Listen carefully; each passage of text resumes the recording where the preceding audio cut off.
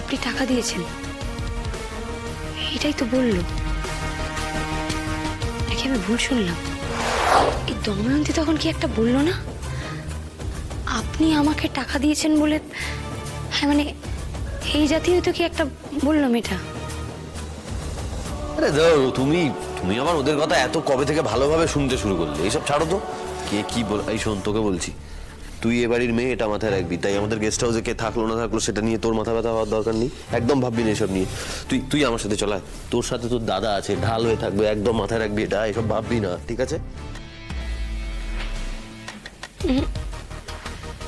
বললো তো কি যেন একটা।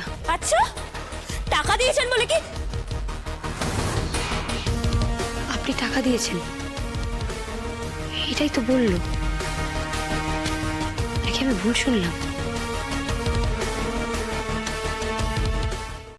আজই ডাউনলোড করুন আর এনজয় করুন আপনার পছন্দের শো।